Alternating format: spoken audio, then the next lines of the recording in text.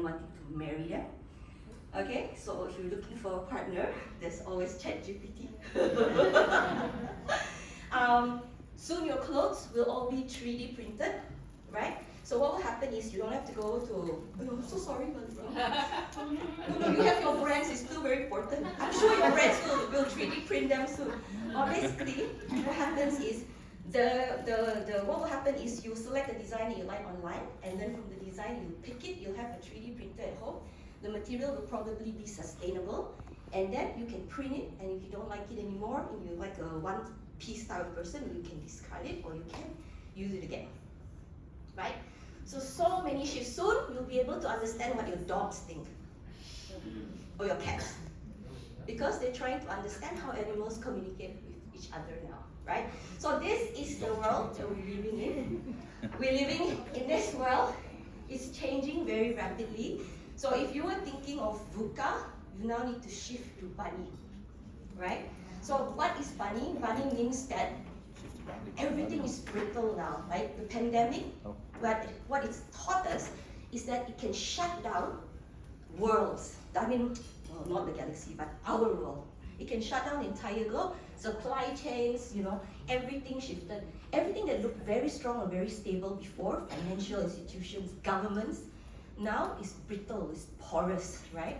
We're looking at anxiety. When things are porous, when there's uncertainty, you have anxiety. What happened during the pandemic? Mental health issues went up. Well-being is now one of the key concerns.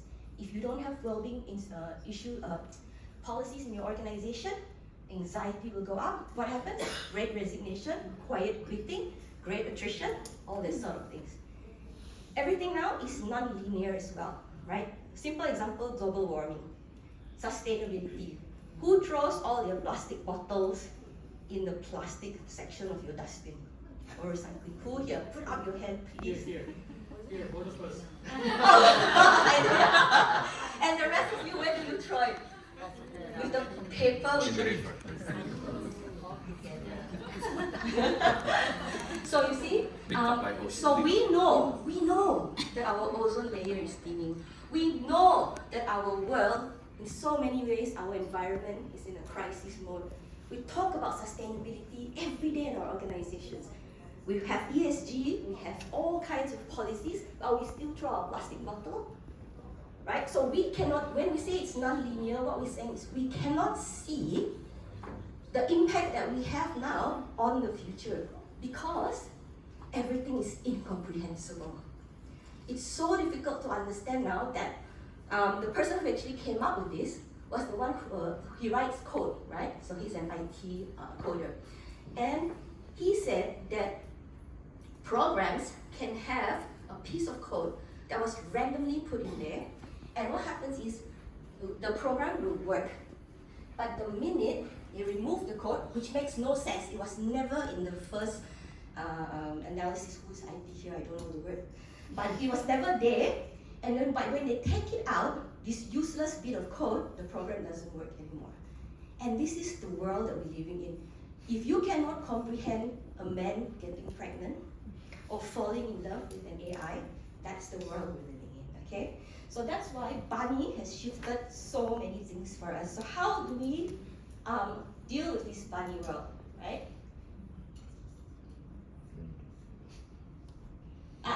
Okay.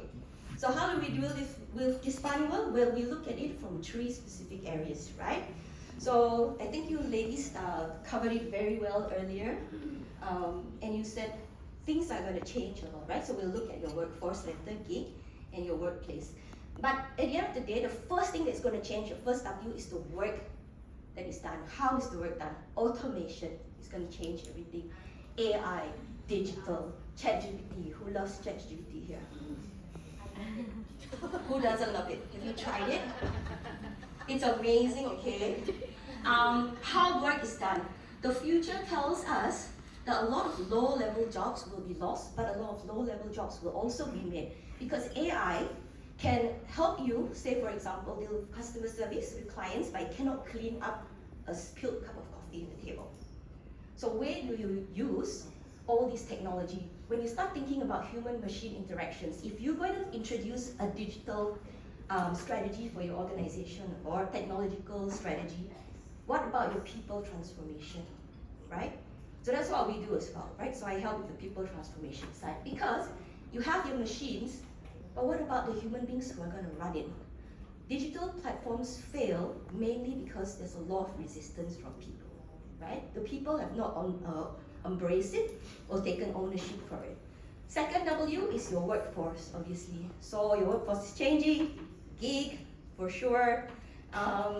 People are, I think today in the news as well, they said that taxi licenses are open to the public now, or something like that. So people are moving into the gig workforce. If they can move into the gig workforce, why would they want to move? Why would they want to be tied down to a company, right? And of course, your workplace, right? Where the work is done. Remote, hybrid, we can't run away from it. And it's not just the Gen Zs and the millennials anymore.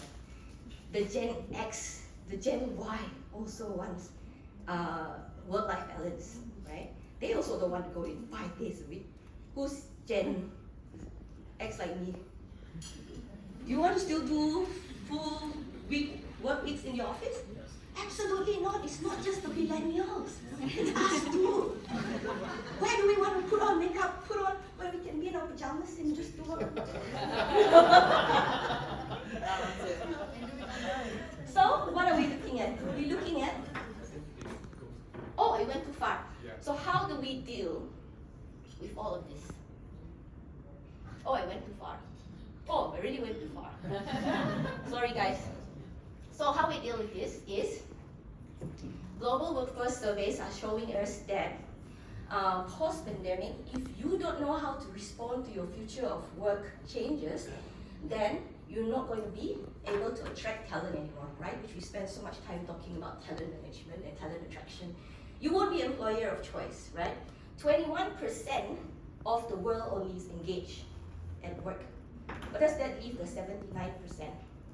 Disengaged? Can you imagine that?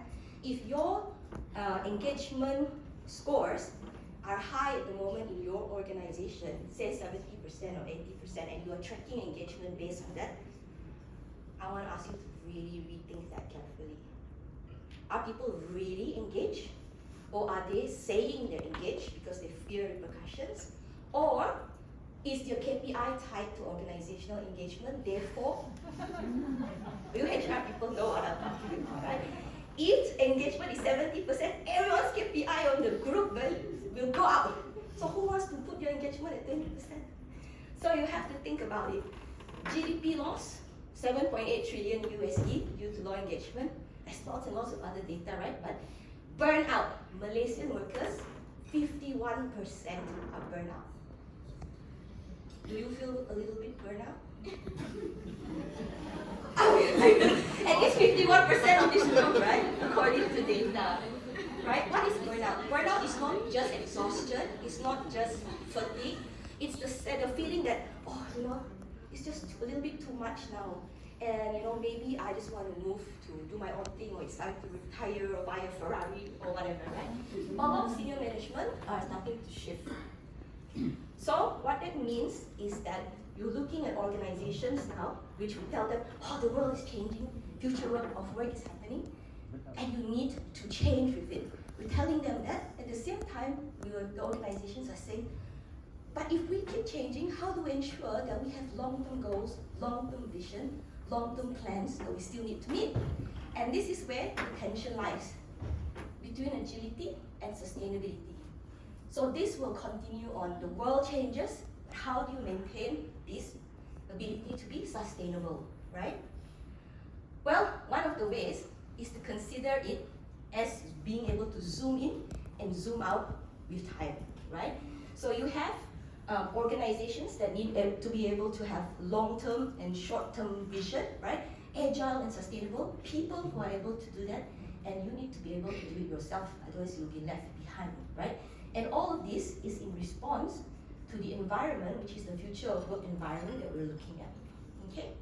So on the organizational level, what we're saying is one of the solutions is to introduce what we call generative change, right? Generative organizations, that are able to rethink organizational change from just one-off, closed-ended processes to one that is continuous, that's still open to change, but was still focused on sustainable success, right?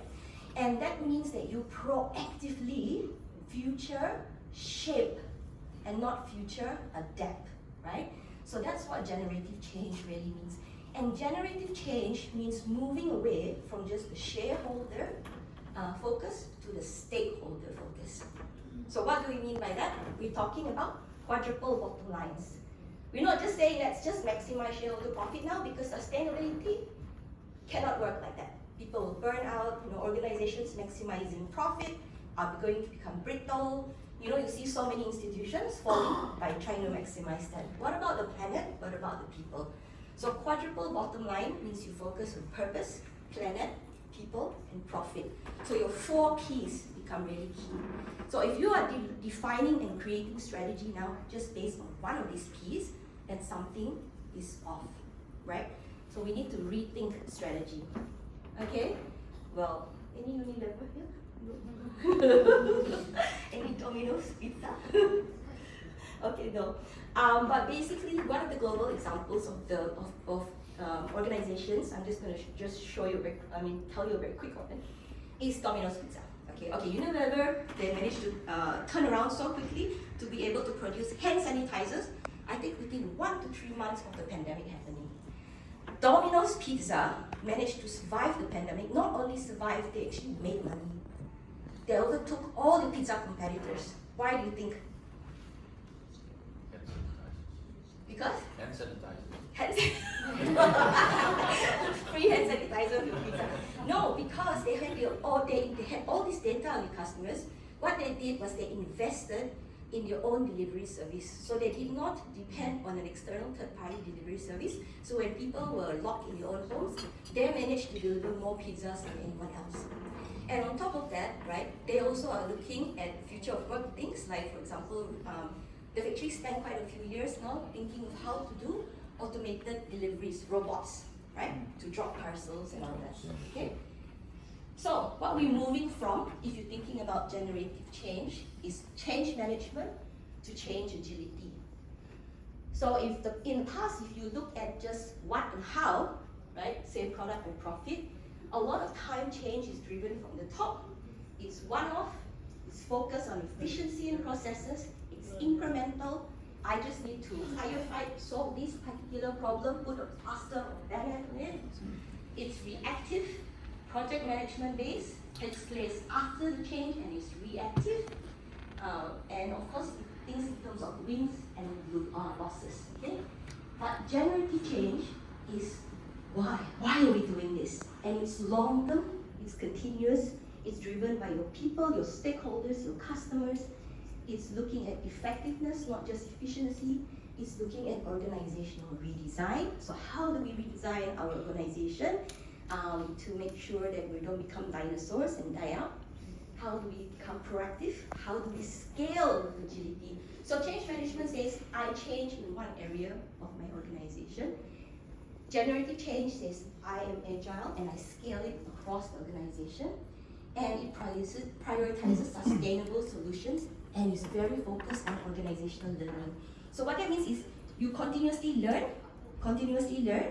as you progress towards your sustainable solutions. Okay? So it's made up of operational agility, which is your processes and your effectiveness.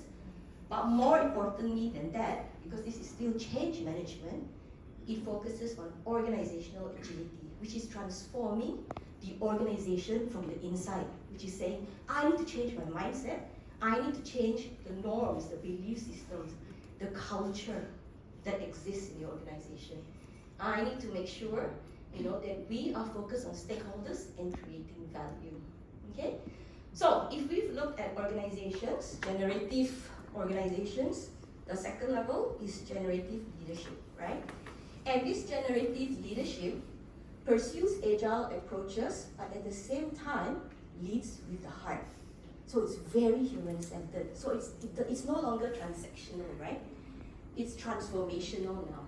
So generative, the word generative, if you're wondering where it comes from, It comes from generate, to generate ideas. So when you're generative, you're constantly generating new ideas, you constantly transform. So when you think about transforming with the heart, that means that you're stakeholder focused, right? You're transforming cultures rather than just changing things for the heck of it, okay? So why is this important? Because 60% of people say that managers are the most direct link to company culture. We talked about that earlier, right? 80% say leadership impacts your mental health. If your people are going crazy and you're your boss, it's because of you. If you're going crazy, it's because of your boss. Unless you do 20%. Okay? 82% says it's important for the organizations to see them as a whole person. Look at me, look at me. I'm real, I'm here. I have a sick child. Don't force me to go into the office. I'm tired. Don't ask me to go to a meeting at 7 at night. You know? Whole person, respect for the whole person. We talk about work-life balance. Work-life integration is I respect you because I respect that you integrate your work and your life. And if you're not doing well at home, with a sick child, you're not going to be doing well at work, right? 85% believe that they have a purpose, but few can articulate it. And 92% of companies believe well-being is important, but only 36% are actually doing anything about it, okay? So what does this mean? So we saw just now change management to change agility. Now we're looking at this change from retaining talent to inspiring talent, right? We said, how do we do this in the future of work? So if before it was loyalty, it was contractual, it was transactional, now it's different. Employment contracts now are different. What you need to do now is even if you pay someone a lot of money, according to one research paper, 81% of people still say that if you pay me a lot of money, I'll still go to the company that respects me more and will give me remote or hybrid work, right? That's the most recent research. So if before pay, benefits and security were enough, and the idea was that if we provide a fair deal, employees will stay, it's changed, right? Nowadays, we're looking at meeting psychological needs. We're looking at autonomy. People want to be able to design the work that they do, right? We're looking at belonging. People want to know that they belong to the organization, they're valued, that if they die tomorrow, that you won't just replace them. You know, it's important, right? Belonging, they want to know you'll miss them too, right? Meaning, they want to know why they're doing it. In this room, who here knows exactly what your purpose is and why you do what you do every day?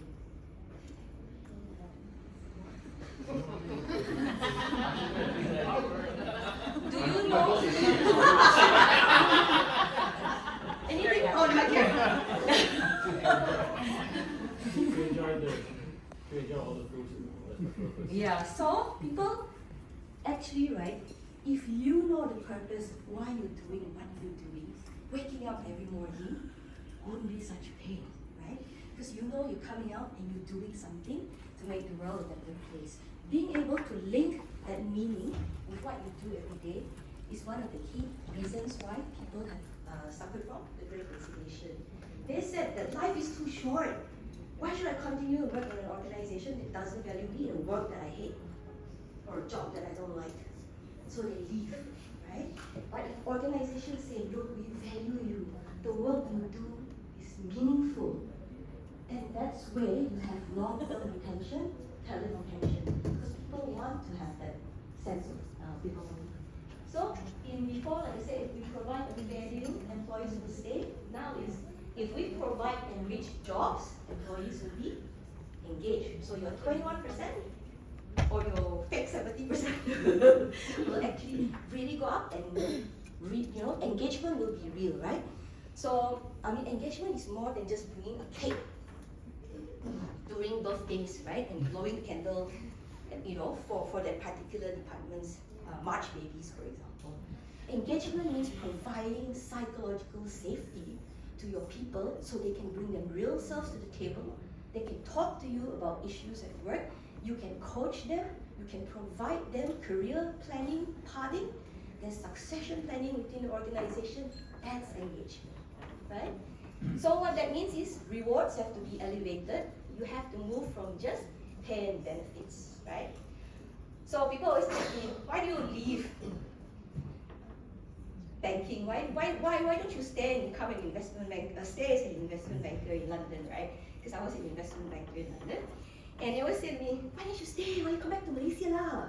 You know, you make less money here, you can live a good life in England, you know, and all that sort of things. And what they don't know is that when I was an investment banker, I mean, sorry to all the bankers here, but I at the time did not find my meaning there because I was working 100-hour weeks, right? Say I would wake up in the morning like 9 o'clock, I would work until 2 a.m. in the morning maybe.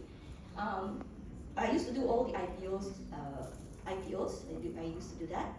I used to do all the M&As. So, any Norwegians here? I did the Start Oil. I don't know if you remember Start Oil at the time. So I did like, so if you want a PE, you tell me what PE, I will make sure you get that PE. So, but I was working 100-hour weeks, and I was the only female woman. Oh, I actually told this story yesterday, right? I was the only female. Yesterday I was at the Women's Lead. I was moderating a panel with Esther on women leadership, women empowerment. And I told Esther this story as well. I said I was the only woman in an all-white, all-male, all-Oxbridge investment banking culture. I was Asian, I was a woman, and I was a mother. So I had my babies then, so I only saw my babies like when they were asleep at night or before I left work in the morning. So I told my boss, my MD, I said, this is not sustainable. I'm burning out, I can't do this anymore. You know what he said to me? He said, you sold your soul to the devil, we pay you a lot of money, you give, because my bonuses were huge, right? 2-3 years bonus. IB at that time in London, not telling me it's a lot, okay? So he said, you sold yourself to the devil, pretty much welcome to hell. Right? And he said, and you know, if you don't like it, leave. So I left, because that's not the culture I wanted, right? So, what does that mean for leadership? Well, we talked a lot about it earlier, but in terms of generative leadership, oh, only 5 minutes, don't worry, I'll hurry up. It means we have to attract the right talent, right? Definitely. So, you know, when you're thinking about attracting, now more than ever, you do need, like the Thomas assessments, to make sure that you're attracting the talent. For example, I tried your HPTI. Very awesome instrument to use for future of work because it talks about risk, it talks about curiosity, it talks about courageousness, right? All of which you need for future of work. You need to grow people, obviously, succession planning, career planning, and you need to inspire people. And so this is the key to retention, right? And inspiring means empathizing, the 3 is engaging and elevating, right? So if you're thinking about transactional anymore, I'm very sorry, that's out the window. You need to have compassion.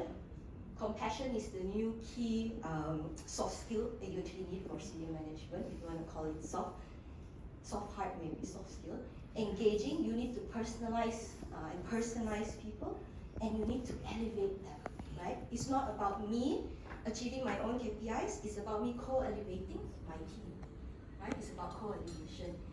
And when we talk here about upskilling and reskilling, it's really important to remember that in this Bali non-linear world, career paths are non-linear as well. So if you're going to grow people, if you hire an accountant who's very good at strategy, don't just make him do like accounting work. You can move him. You need to you need to uncouple jobs and work from skills and experience. Once you do that, you can move people with talent, your high pool will grow significantly. You can fill a lot of vacancies internally rather than externally, right? So Cisco had a very caring philosophy. During the pandemic, they did 24/7, so you could always reach out to someone. I know I have 2 minutes now. Generative mindsets, right? So we talk about organization, we talk about people. now we need to talk about ourselves, right? If we don't have a generative mindset, you will never be distinguished as a game-changing leader in the future of work, right? And a generative mindset is someone who can thrive during times of disruption, right? Exactly like the pandemic. So, 55% stress are suffering from stress or high or extreme levels, not moderate stress. 55% are suffering from high or extreme levels of stress.